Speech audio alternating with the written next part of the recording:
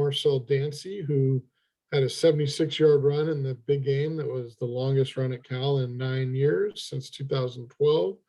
A bunch of other dizzying numbers from the game. So we'll go ahead and take questions for Marcel. If you do have a question, go ahead and let me know in the chat. We'll go ahead and get started with Jeff Ferrato. Go ahead, Jeff. Marcel, congratulations on your nice game the other day. You just talk about the long touchdown run. Take us through it, kind of what the play was, how it evolved, and sort of what you saw and what you were feeling when you turned the corner and there seemed to be a lot of green ahead of you.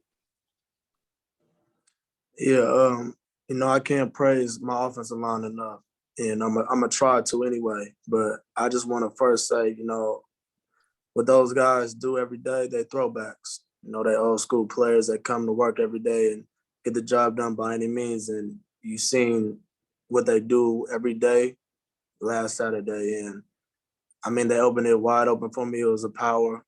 And as soon as I hit the corner, I was just thinking about getting to the end zone for them for, what they was doing all night for us.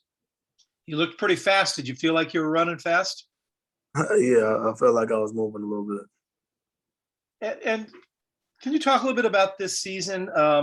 It's a pretty deep running backs room. You haven't carried the ball very often, and you haven't had a lot of success carrying it this year.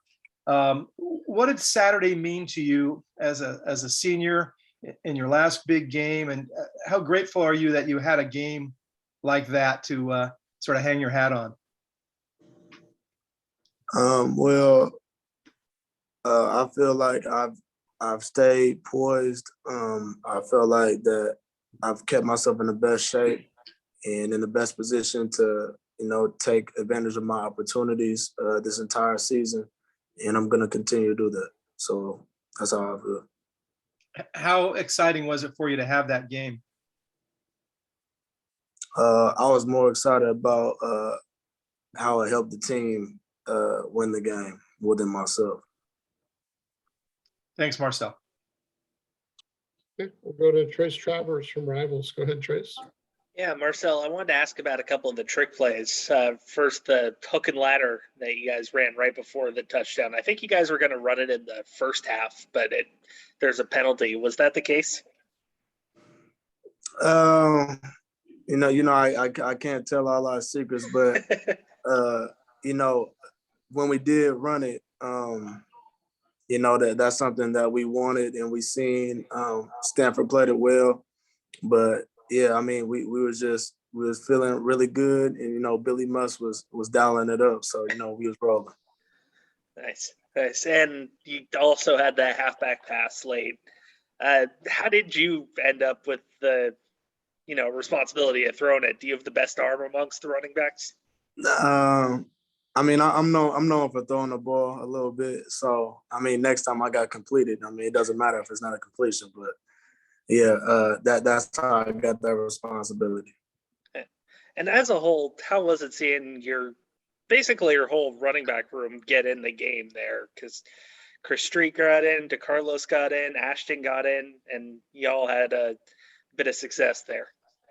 Man, that was one of the greatest feelings in the game. Just seeing, all my little brothers be able to get their moment to, finally get their shine. And, what they did with the opportunity is what made me the happiest.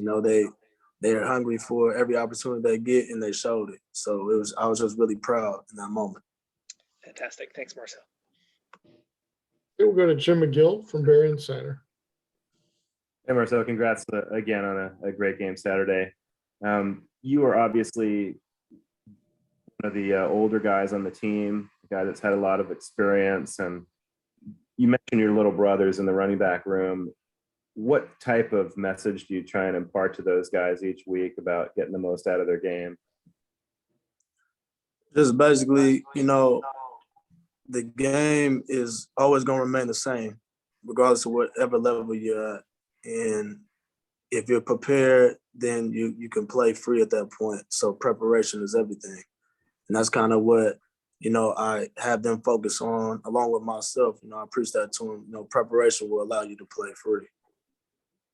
Also, you have a pretty crowded, talented running back room. Do you feel like your performance in this game kind of carved out a little bit of a niche for you to see a little bit more carries in the next couple of games?